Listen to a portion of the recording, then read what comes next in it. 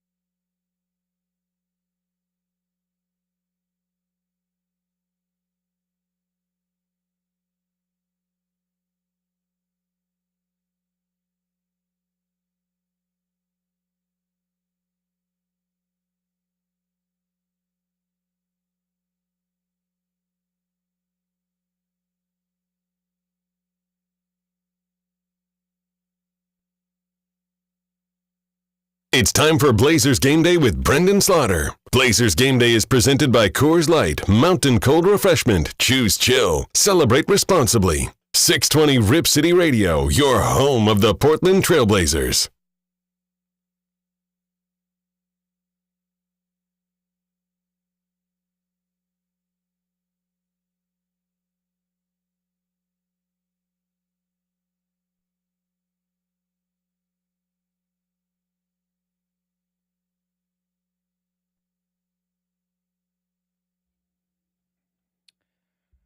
Welcoming you into Blazers Game Day, where your Portland Trailblazers are at the Paycom Center for an evening tilt with the Oklahoma City Thunder. I'm your host, Brenden Slaughter, filling in for Chris Burkhart once more. Good to be talking with you guys again. Hope you've had a great week so far as the Portland Trailblazers are going to wrap up this road trip tonight against the Oklahoma City Thunder. We'll be diving deep into the game and matchups and all that. We'll be catching up with Rip City Radio Rose Garden correspondent Sean Hyken a little bit later in the hour as well, so make sure to stay tuned for that. Blazers Game Day is presented by Rocky Mountain Coors Light, Mountain Cold Refreshment. Choose chill, celebrate responsibly. Chad Doing will have the network pregame starting at 4 o'clock, and the voice of your Trailblazers, Travis Demers, will have the call starting at 5. Taking a look at the last time out for your Trailblazers, it was a 128-118 defeat at the hands of the Boston Celtics. The game and the score obviously are indicative of a high-scoring matchup, and we'll be getting into all the numerous accolades for the Celtics in this one. But let's start at the beginning and talk about the fact that this game was very competitive early on until the Celtics were able to build a lead as the game progressed. You talk about 10 lead changes, first 8 minutes, very back and forth. The Blazers, held the lead 20-16 under 3 minutes to go. But you started to see what would ultimately be the defining factor in the game early, and that was three-point shooting. After one, Blazers just 2 of 10 from beyond the arc. Celtics 6 of 15. Peyton Pritchard, local product here from West Lynn, came in and hit 4 threes in the first, and that really kind of seemed to spark his night and kind of spark the night that he and Derek White would have. Portland, meanwhile, had 7 from Simon, 7 from Scoot, and ultimately it was Boston who led 31-26 after the first quarter. Teams went back and forth for the early part of the second, and the Blazers took another lead at one point, but then it was the Celtics who really clamped down, and, I think we saw true championship pedigree basketball from the Celtics in a game that was very much up for the grabs, there in that second half. Boston, took a 24-9 run to close out the half, and in just a very short, under the last 5 minute spans of time.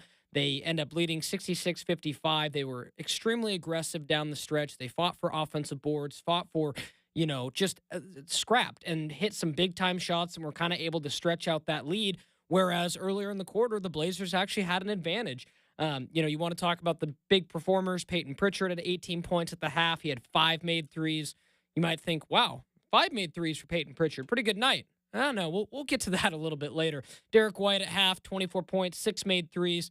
I think the biggest thing that I took away from the Celtics' ability to kind of get some cushion heading into the second half was the fact that Toumani Camara and Scoot Henderson were in some foul trouble, particularly more Toumani, who, there was a pretty consequential play where, he was originally awarded a charge on Jaylen Brown. Upon review, they went the other way, and that gave, Toumani his third foul. He ended up, being on the bench as a result. So, that's tough when you lose your best defender and Boston still has weapons like, Jaylen Brown and Derek White and apparently now Peyton Pritchard. So, that was quite the performance from him as well. But again, you talk about that first half, 15 lead changes and, the biggest difference, despite that game being back and forth, were the three-pointers. At halftime, it was 13-6, and in terms of three-pointers in favor of the Celtics, and that's where it was. Obviously, at the half, the Celtics led by 11. To start the third, they go out on a 10-5 run. They push the lead to 16, and you just saw coming out of the half how much pressure Boston continues to put on their defense. I mean, no Jason Tatum, no Porzingis, no Jrue Holiday in this matchup, and you thought maybe Boston wouldn't have quite as much firepower, and, they definitely still did, and they just put so much pressure on your defense, whether that's, Peyton Pritchard, whether that's Derek White. I thought even Al Horford had to kind of turn back the clock game at some moments too, and, I said this in the postgame as well. All this to say, Jaylen Brown had a quote, quiet game with just 18 points, didn't even hit a three-pointer in this and went 7 of 23, but you wouldn't know because Boston's, ancillary pieces were able to pick up and, play such a great game for them.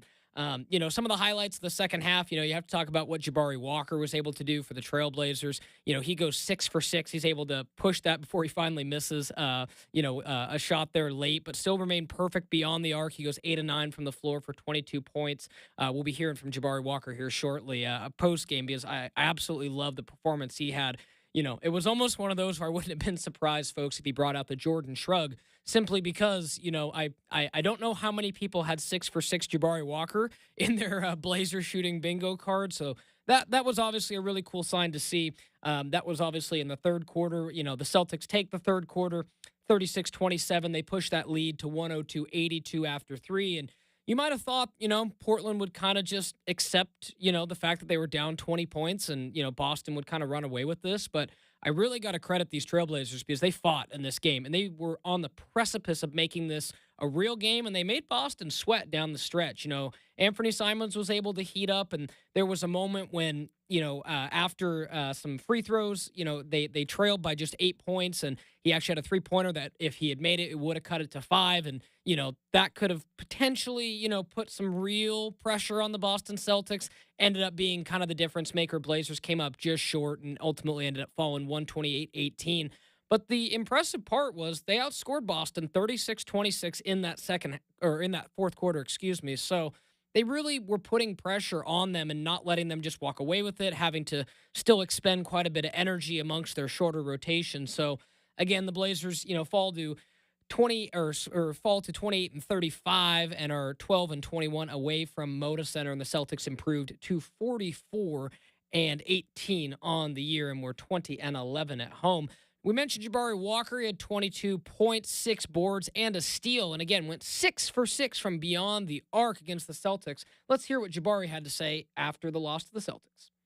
I know you guys obviously would have wanted the win, but you guys put up quite the fight there, especially in that fourth quarter. What did you think about those last few minutes? I think we just found a rhythm towards the end. We found some things that worked offensively and defensively. So if we just had a couple more moments like that in the beginning, then I think it would have been a different outcome. How difficult is it to not get discouraged when two guys on the other team seemingly can't miss? It's very tough, very tough. Just had to keep our head high, but they got hot. It was tough to keep watching that. Someone else who got hot was you. Fourth Blazer in history to have at least 6 3-pointers without missing. The other 3 are Damian, CJ, and Terry Porter. So, yeah, you made some history tonight. How does it feel to be that hot? It's amazing. I've been waiting for a night like this. I shoot so many shots in the gym. Spent a lot of time just preparing on all those shots that I worked on tonight. So it just felt great to see it go through. And once I got a rhythm, it just felt like I was in the gym in practice. So it was amazing. It seems like, with DA out and with Rob out and kind of who knows, when those guys are going to be able to come back, you've stepped into kind of that role, and it seems like you've really been able to not only play well, but it seems like expand your game while doing it as well, too. Yeah, just opportunity. I know that there's opportunity in certain points during the season, so just try to stay in the gym, try to keep my head high. I played a lot of the 4, so different role tonight than Wop's been at the 5, and sometimes I'm at the 5. I played the 5 as well today. Those are completely different mindsets. So they had Al Horford on me. He was playing the 5, and they switched to guard once I got hot. So I just reading those different scenarios and just trying to expand my game. Read the closeout. If it's open, shoot it. If not, pass it. Make the simple play. What is your mindset when you're playing the 5? How different is it? Get these guys open. We got some amazing scorers. So it's about them. I'm more about the team with the 5. I just want to be a big body, set strong screens, and if I get it on that roll, then I'm a good passer. So I like to look for everybody else. That was Portland Trailblazers forward Jabari Walker after his career night against the Celtics, and he alluded to it as well as we look at the highlights from the game, and obviously on the Blazers side of things, Anthony Simons led the way with 30 points. Shaedon Sharpe had 25. Jabari, as we mentioned, with 22. But the story of this game, sadly, was not what the Blazers were able to do, or even the pretty solid performance from the Blazers offensively. It was the Peyton Pritchard and Derek White show. I mean, what those two were able to do, they made 19 threes between the two of them. Peyton Pritchard goes 10 of 16 from beyond the arc. Derek White goes 9 of 17. Pritchard for 43 points also adds in 10 rebounds to get the double-double for Peyton. Derek White, a little bit more balanced with 3 steals, 2 assists, a handful of boards as well. But the most important thing that I took away from this game, they were the first Celtic teammates with 40 points each in a game. Not Bob Cousy, Bill Russell, not Kevin McHale and Larry Bird, not Paul Pierce, Ray Allen, or any of the number other of just fantastic players the Celtics have had in their organization. Peyton Pritchard and Derek White make history. So I think that's, from the Blazers' perspective, there's only so much kind of hand-wringing, and, Brooke kind of talked about it there in the postgame with Jabari. It's like when two guys like that are just having I'm not talking a hot night. A hot night is maybe 30 or more each. 40 or more each, I mean, you're talking about a historically great night, and considering it hadn't been done before in Celtics history, it's a tough spot. And the Blazers, all considering, I thought, I don't think you can hang, and be too upset about their perimeter defense or anything in this case. I think Boston just got really, really hot, and, Portland had to kind of deal with that. And as Jabari mentioned, it's obviously a little tough to, continuously have to, fight back when, they got a couple guys that seemingly can't miss. We mentioned Anthony Simons as well in the matchup. He had 30 points, 6 assists. Let's hear from Ant after the game. Ant, you guys definitely put up a fight tonight against a team that was shooting the lights out from 3. How did you feel about the game tonight? I like the way we continue to play our game and make it somewhat of a game at the end of the game. And I think that's we could have easily just given up. You know what I mean? Especially in the fourth quarter, we down double digits, and we could have just laid down right there, but we didn't. And we made it a game, and we gave ourselves a chance. And I think that's a lot of growth from us. Coach talked about that's the situation that easily you guys could have been discouraged when they keep hitting 3 after 3, but you guys did not do that. What does it say about this squad? Yeah, just a lot of learning experiences, especially in the beginning of the year, where we didn't put our best foot forward, and we kind of gave up way early in the game than we should have, and it just speaks to all the stuff we've been through, and we learned from it. So coming into today, we knew it was going to be a tough matchup regardless of who was playing or not. They're a good team, championship team, and we just want to go out there and fight to the end. So I think that's what we did. First time that 2 teammates have hit 9 3-pointers on the same team in a game. Is there any way to stop guys when they're that locked in? Because you've been a player that when you get going sometimes like that, it seems like there's not a whole lot anyone can do to stop you. For sure, and then you got other players on the court that can shoot the ball just as good as them. You know what I mean? So I think for most of the time, when I first got my 9 threes, I was on the court with Dame, CJ, and Melo at the same time. So, like, they didn't really, like, obviously we was paying attention to them, but, like, you know, you got to pay attention to other players as well. You know what I'm saying? At the same time, they good players too, but like, it's hard when, you know, 5 players on the court shooting over 40%. They all spaced out, driving and kicking. Sometimes you're just going to lose that person because you don't want this person to get a 3. You don't want Hauser to get a 3. You want Al to get a 3. So that's what makes them hard to guard. You guys obviously have been on this road trip for a while now. You know, this is 6 or 7 games. Like, how are you feeling kind of physically about kind of where you're at in terms of this trip? You mean physically? Physically, mentally, kind of like I think it's, yeah. Obviously, you know, as a team, I think we playing well. I mean, we play against 2 of the top teams in the East, and we battled against them late of the game. And, you know, that just speaks to how, like I said, how well we've been you know, progressing throughout the season. And, you know, for me, I mean, physically, I feel fine. Obviously, it's a long road trip. You know, guys can get banged up. But, you know, we got to continue to push through. You know, only terrible part is I miss my son. That's about it. Last one. You know, Chauncey mentioned that he was proud of the way you guys competed, and you mentioned kind of not letting go of the court. Like, is that?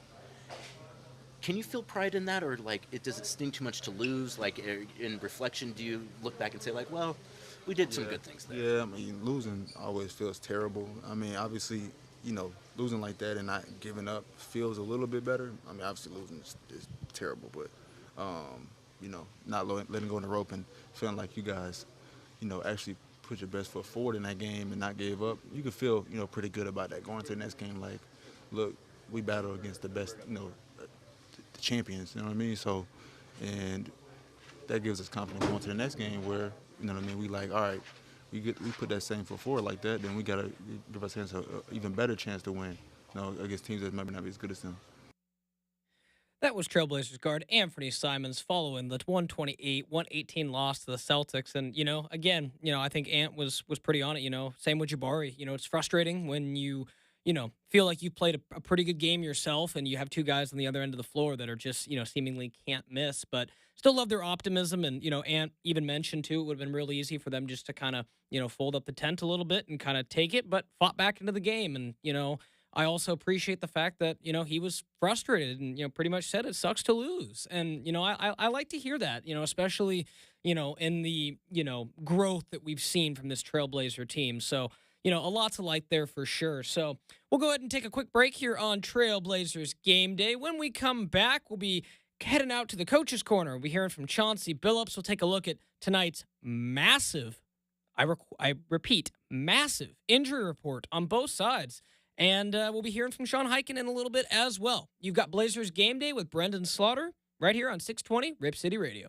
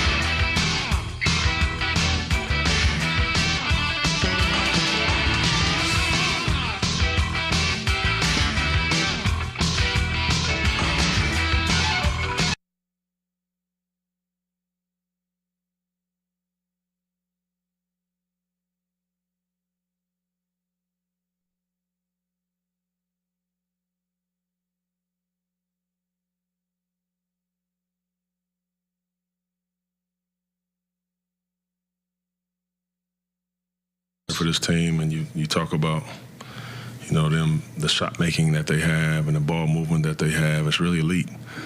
And then you go out there and you say, all right, they're going to make some shots. Don't get discouraged. Hang in there. Just hang in. And we did that. I thought our guys did a really good job of that.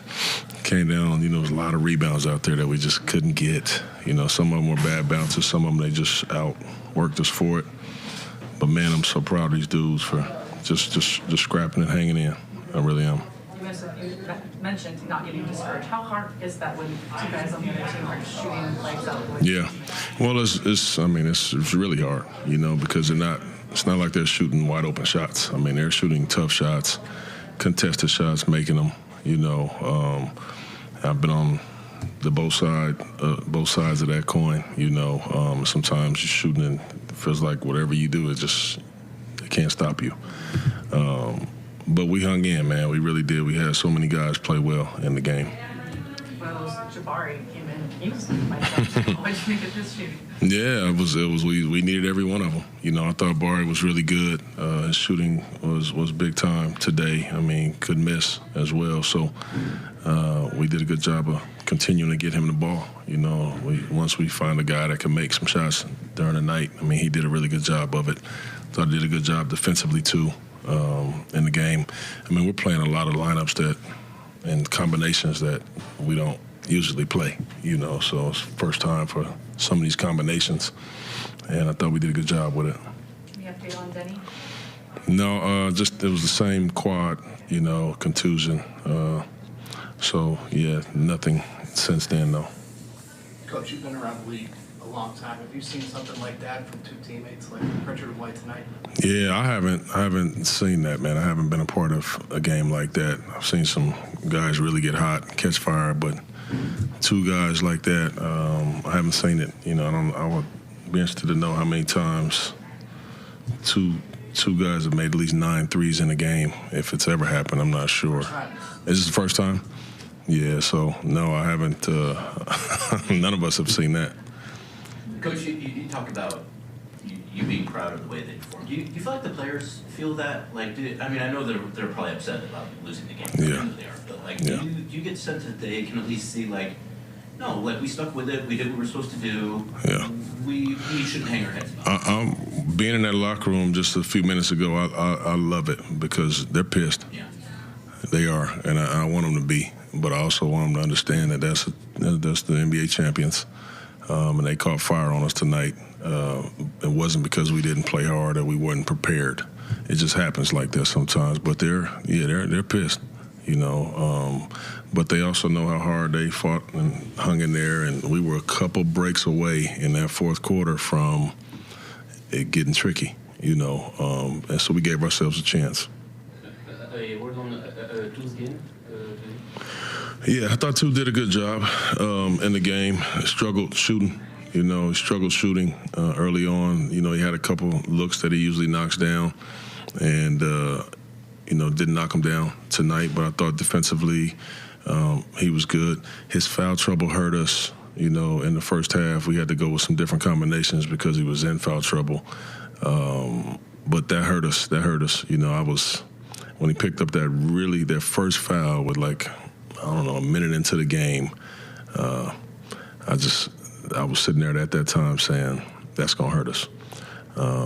Because he's always aggressive. He's uber aggressive. And obviously he's guarding the best player on the other side of the ball. They know he picked up a foul, so they're going to try to attack him. So his foul trouble hurt us in the game. But, as usual, I thought Tu played a good, sound, all-around game. That was Portland Trailblazers head coach Chauncey Billups following the loss to the Boston Celtics. Lots of good things there from Chauncey, and echoing what the guys Jabari and Anthony said back in our first segment. I like hearing that the team is pretty upset. And that's because there's been two, right? You talk about Boston and Cleveland, two prime opportunities where the Blazers held leads, had opportunities right down to the wire against Cleveland, and made Boston sweat a little bit, but. Nevertheless, I think we're seeing more fight in this squad, and to see them be able to kind of take that against the better teams. Obviously, you want to see more wins, but I think that will ultimately come as this team continues to grow. Let's go ahead and take a quick look at the injury report, and then we'll get to take a break and go catch up with Sean Highkin and see if there's an update on this. But for the Portland Trailblazers for tonight's matchup, DeAndre Ayton, Matisse Thybulle, and Robert Williams III are out. That's the same what we saw earlier this week. The one addition to the injury report, Delano Banton will not play tonight for personal reasons. So we'll go ahead and see how the Blazers rotation maybe changes a little bit with him if they, expand the guards a little bit. Denny Avdia, Jeremy Grant are both questionable. Denny with the left quad contusion, Jeremy Grant with the right knee tendonitis. Then for the Thunder, we talked the other day about how Boston was an opportunity for a big-time win for the Trailblazers based on, having Tatum, Porzingis, and Drew Holiday out. Well, could be another chance tonight as the Thunder appear to kind of be putting in, their B team for this matchup. Lou Dort will not be playing in this game. Shai Gilgeous-Alexander, arguably, MVP type season for Shai. He won't be playing. Jalen Williams, also having a great year, won't be playing. Isaiah Hartenstein and Cason Wallace. So that is quite a bit of production that's going to be out for the Thunder in this game. How much production? 75 points, 30 rebounds, and 20 assists, and 6 steals per game. Just to show how much that is. So what is that going to do to the Thunder? How do the Blazers prepare for this matchup? All great questions we're going to have for Sean Highkin. We'll go ahead and take a break here on Blazers Game Day. When we come back, we'll be catching up with Sean Highkin from the Rose Garden Report.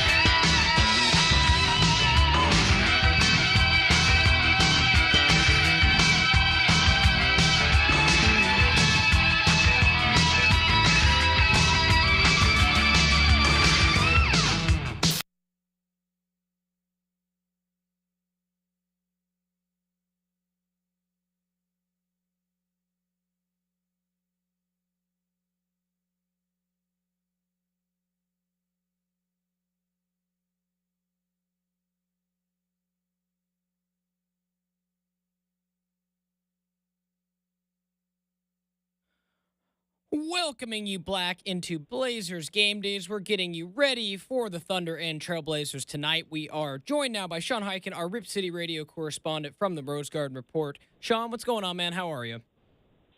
Doing all right, man. How about you? Doing good, doing good. You know, it's always a nice change of pace to get to host, and I always enjoy when I do get to host that you and I get to catch up and talk on the phone. So that's always good. Let's go ahead and start with that loss to the Celtics. You know, we talked pregame. You know, the recipe for an upset seemed to be there with, you know, obviously Jason Tatum and Kristaps Porzingis and Jrue Holiday on the shelf. But Derek White and Peyton Pritchard decided to make Celtic history, literally. How tough is that for the Blazers, considering that they played a pretty solid game otherwise? They did play a good game, but when you're playing a team like the Celtics, and, you know, the Celtics' whole game is to just outshoot everybody from the three-point line, and even if, you know, a couple of their best guys are out, you're going to have guys like Peyton Pritchard and Derek White who are capable of getting hot, and, you have to be able to defend them, and you also have to be able to match them on that with the shooting, and that has not really been one of the Blazers' strengths all season. And some of the shots that they were taking, you're wondering if they're really advisable shots. So that was just kind of a math game that these guys just weren't going to win against a team like that, even with Tatum out. So I think, you know, that was just. I mean, they did play an okay game, but that was just, even with those guys out, that's just a bad matchup for them. We're talking with Sean Highkin from the Rose Garden Report here on Blazers Game Day. Sean, looks like we just got the updated report, and Jeremy Grant will be available for tonight after missing the last handful of games, but no Denny Avdia tonight. I'm just curious your thoughts on that before we dive into the Thunder side, which is quite more in depth. Well, it's not really surprising that Denny is out because he had the quad injury earlier in the road trip, missed the game in Brooklyn, and then came back and has played the last few games since then. And then he re-aggravated it in the Boston game. So, you know, with it being at the end of a long road trip and then, like, they've got a back-to-back coming up, you know, and especially, you know, given how many guys are out for Oklahoma City, which, you know, I would assume we'll get into at some point. But if, you know, there's a time to give him a night off and just, you know, let him get that right. Because if they really are trying to push for the play-in, it's more important that they have him for this upcoming, you know, last month of the season, this last stretch of 18, 19 games, whatever's left, than it is for, you know, the final game of a 7-game road trip, which, you know, this road trip was already a huge win for them because no matter what, they're going to have, you know, at worst, if they lose tonight, they're going to be 4-3 on this road trip. We're talking with Sean Highkin from the Rose Garden Report, and you're absolutely right. You know, you did the business on the front end of the trip, and, you know, you're going to go home with a winning record no matter what. It just depends on what that margin's going to be. And, you know, Sean just mentioned on the Trailblazers side. On the Thunder side, I mean, this is one of the longer injury reports that I've seen, you know, this season. No Lou Dort, no Shai Gilgeous-Alexander, no Jalen Williams, no Isaiah Hartenstein, no Cason Wallace, no Chet Holmgren, as that one was questionable. Chet was just announced out recently as well. My on-the-fly math, Sean, that roughly equates to 90 points, 38 rebounds, 20 assists, and 6 steals per game, just poof, for the Thunder. So we kind of talked about this a little bit with Boston having guys out, but when you have that much out, are we just going to see like a completely different, I mean, we are, just a Thunder team that might be scrappy and the Blazers have a hard time kind of preparing for in a sense? It's within the realm of possibility. I mean, we've seen, you know, on this road trip, they lost to, you know, the two teams they've lost to are the Celtics without Jason Tatum, Jrue Holiday, and Kristaps Porzingis, and the Cavs without Donovan Mitchell. So, you know, this is a little bit more of an extreme version because this is like the Thunder's entire top 7 that's basically not going to be playing in this game. Right. But one thing that I think not enough people realize is that the Thunder have a pick swap this year with the Clippers, who are one of the teams that are kind of in that 8, 9, 10, you know, cluster of play-in teams that are kind of on the bubble and still could fall out of the play-in. So the Blazers potentially making it into the play-in could be beneficial to the Thunder.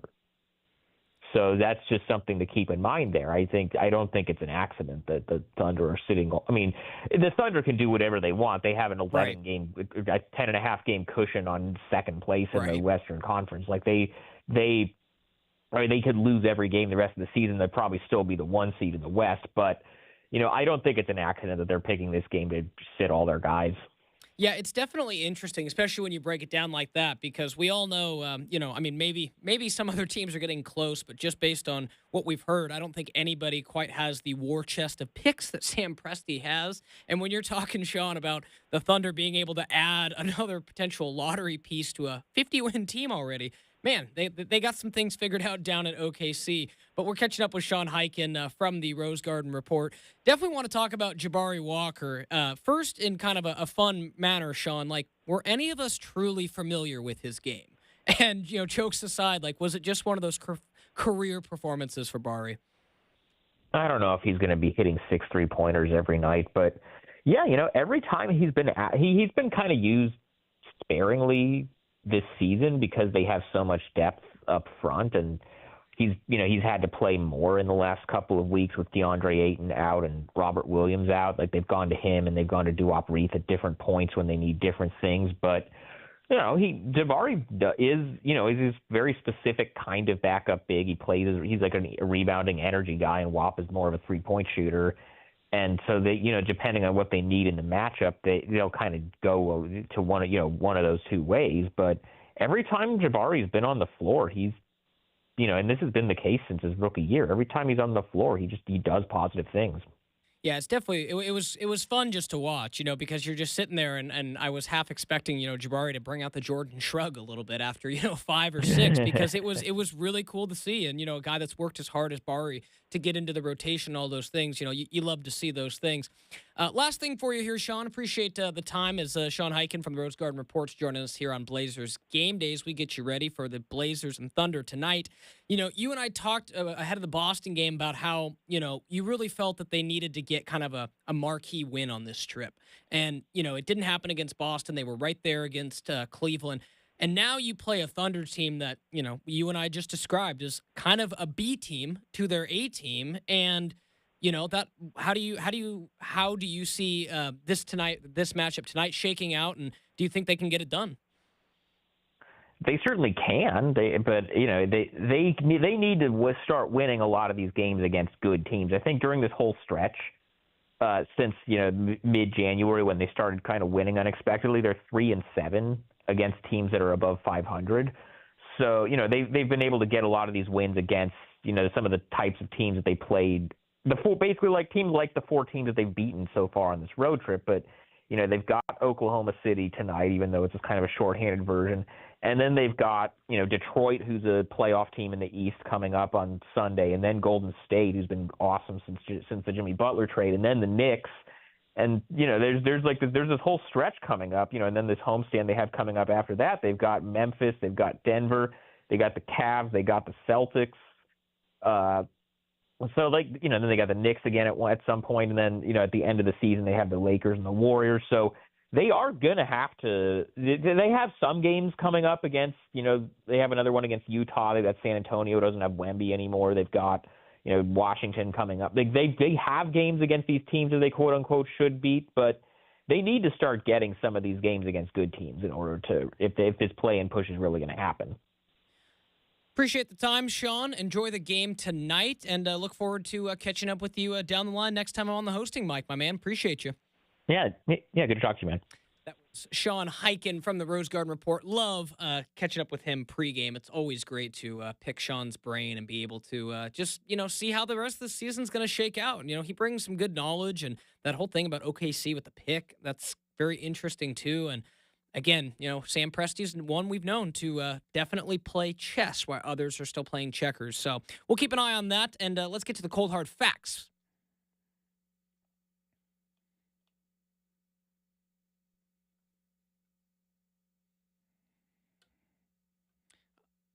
All right, got 4 cold hard facts for you guys heading into this matchup with the Oklahoma City Thunder tonight. Fact number 1.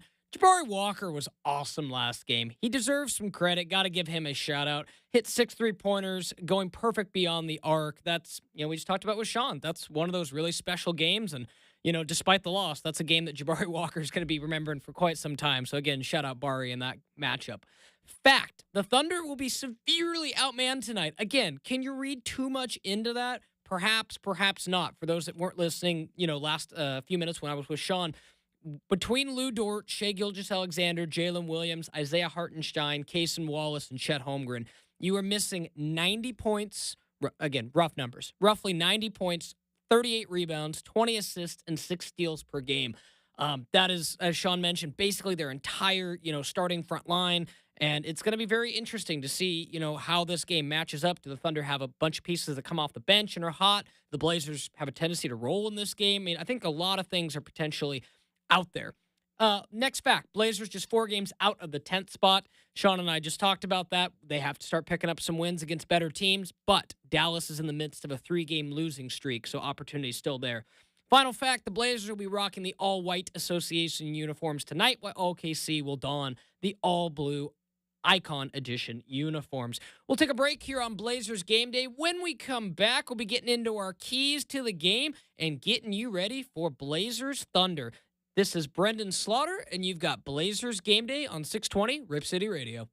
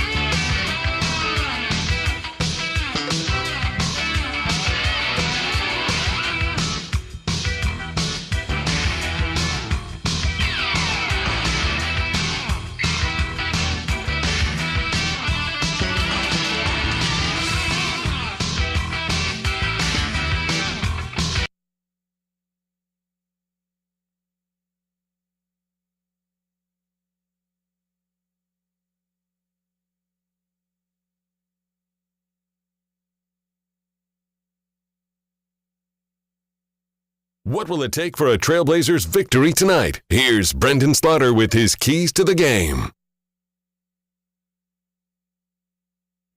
Welcoming you back into Blazers Game Day. Just a few minutes left in the program before we get you ready for the Blazers and Thunder. Again, Chad Doing has your network pregame coming up in just a few minutes, and the voice of your Trailblazers, Travis Demers, will have the call starting at 4 o'clock.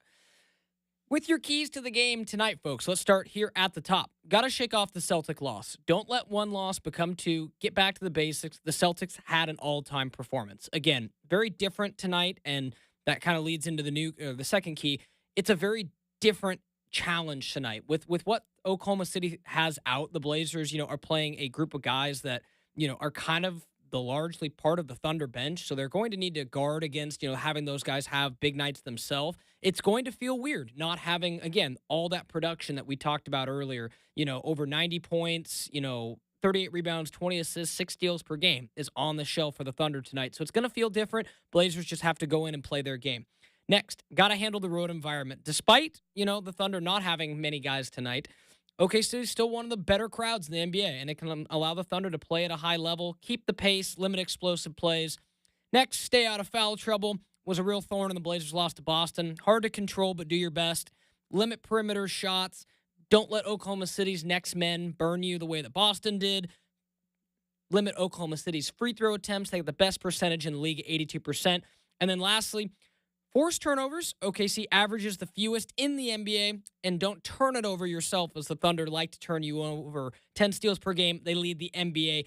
Last but not least, get to the foul line. The Thunder will foul you. They are the bottom 5 of the NBA. That's going to do it for us here on Blazers Game Day with Brenden Slaughter. We'll be talking to you post-game for the 5th quarter presented by Coors Light, as hopefully we're breaking down a Trailblazers win.